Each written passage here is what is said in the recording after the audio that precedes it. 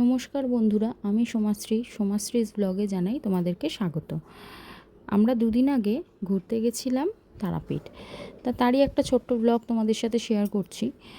বাড়ির থেকে কিছু শ্যুট করা হয়নি, কারণ আমাদের বাড়ি হচ্ছে শ্রীরামপুর। তো আমাদের ব্যান্ডেল থেকে ট্রেন ছিল, এবার এত দেরি হয়ে গেছিলো না আমাদের, যার জন্য আর কিছু শ্যুট করা হয়নি। তা ব্যান্ডেল থেকে ট্রেনে করে আমরা রামপুরহাট স্টেশনে এসে নেমেছিলাম। তা রামপুরহাট স্টেশন থেকে আমরা চলে গেছিলাম অটো করে ডাইরেক্ট হোটেলের উদ্দেশ্যে। এই যে আমাদের হোটেলের রুম, হোটেলটা খুবই সুন্দর ছিল, পরিষ্কার পরিচ্ছন্ন ছিল। তা মন্দিরের কাছেই একটা হোটেলে আমরা ছিলাম। তা হোটেলে সবাই মিলে এসে একটু ফ্রেশ হয়ে তো স্নান টান করে বললাম চলো তাহলে সবাই মিলে পুজোটা গিয়ে দিয়ে আসি, কারণ তখন অলরেডি অনেক লাইন পড়ে গেছিলো, ভিড় হয়ে গেছিলো। যার জন্য আমরা চলে গেলাম ডাইরেক্ট পুজো দিতে। এই যে মায়ের মন্দির, চলে এসেছি পুজো দিতে। সেদিন ছিল শনিবার, আমরা যেদিন পুজো দিয়েছি, আর সেদিন বিপত্তারিণী ছিল। শনিবার এবং বিপত্তারিণী একসঙ্গে পড়ার কারণে এত ভিড় হয়েছিল না, মন্দিরে প্রচুর ভিড় হয়েছিল, অনেকক্ষণ লাইনে দাঁড়াতে হয়েছে। তো যাই হোক, অনেকক্ষণ লাইনে দাঁড়িয়েও অবশেষে মায়ের কাছে পুজো দিয়েছি। ভালোভাবেই পুজো দিয়েছিলাম, মাকে ভালোভাবে দর্শন করতে পেরেছি।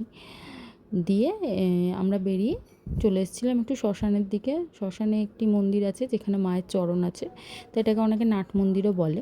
তা যারা ওই ভিড়ে অতক্ষণ দাঁড়াতে না পারে, তারা তখন এই মন্দিরেও এসে পুজো দেয়।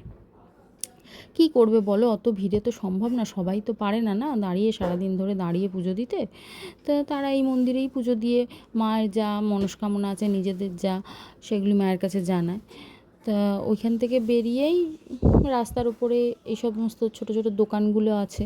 তো আমার মেয়ে দাঁড়িয়ে দোকানে দেখছিল, কি জানি একটা খেলনা নাকি দেখতে পেয়েছে, সেটাই দেখছিল আর আমাকে বলছিল যে মা দেখো এইখানে এই খেলনাটা রয়েছে। তো আমি বললাম কি ঠিক আছে চ, এখন হোটেলে চ, কালকে সারা রাত্রি ট্রেনে ঘুম হয়নি, প্রচুর জার্নি হয়েছে, ঠিক আছে চ, বিকেলবেলা বেরিয়ে আবার কিনে টিনে দেবো। তাই যে আমরা চলে এসেছিলাম হোটেলে এসে আমাদের ইচ্ছা ছিল মায়ের ভোগ প্রসাদ খাবো, তাই জন্য ভোগ প্রসাদ আনা হয়েছিল। তা মায়ের ভোগ টোগ খেয়েছিলাম। তা মায়ের ভোগ এত ভালো খেতে, তোমরা যদি কেউ কোনো দিনও যাও অবশ্যই খেয়ে দেখো, খুবই ভালো, মানে এত স্বাদ, মানে অতুলনীয়। তো যাই হোক, সন্ধেবেলায় যে আবার বেরিয়ে পড়েছি বাচ্চাগুলোকে নিয়ে, বাচ্চাদের বায়না বোঝোই তো তোমরা, বেরিয়ে পড়েছি। যে যা কেনার আছে বাবা কেন, ওই জন্য। তা মেয়ে একটা দোকানে দেখে গেছিলো একটা জিনিস, তো যাই হোক কিনে নিয়েছে সে। দিয়ে আমরা বললাম কি তাহলে চলো একটু মন্দিরটাও দর্শন করে তারপরে নয় আবার ফিরবো। তো এই যে মন্দিরে আর ঢুকিনি, এত ভিড় ছিল বলে বাইরের থেকেই দর্শন করেছিলাম। আর এটা রাস্তার ওপরে ফেরার পথেই বামাখ্যাপার একটি মন্দির ছিল। মন্দিরটা ছোট কিন্তু খুবই সুন্দর। তারপর ওখান থেকে বেরিয়ে সবাই বললো চল একটু শ্মশানে যাই। তো শ্মশানে গেছিলাম, কিন্তু বাচ্চারা ছিল বলে সবাই ভয় পাচ্ছিল, শনিবার বাচ্চাদেরকে নিয়ে শ্মশানে যাব, তাই জন্য সামনের থেকেই একটুখানি দাঁড়িয়ে দেখে আমি চলে এসেছি। দেখো কেউ বলবে রাত্রিবেলা শ্মশান, এটা এত ভিড়। তারপর মাঝখানের কোনো ব্লগ শ্যুট করা হয়নি, এতটাই টায়ার্ড ছিলাম তো।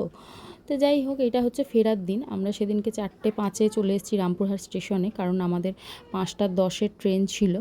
তো ওখান থেকে 5:10 ট্রেনে করে আমরা বাড়ির উদ্দেশ্যে রওনা দিয়েছিলাম। তো ব্যান্ডেলে এসে আমরা নেমেছিলাম, দিয়ে তারপর ওখান থেকে লোকাল ট্রেন ধরে যেরকম যে যার বাড়ি আসার এসছি।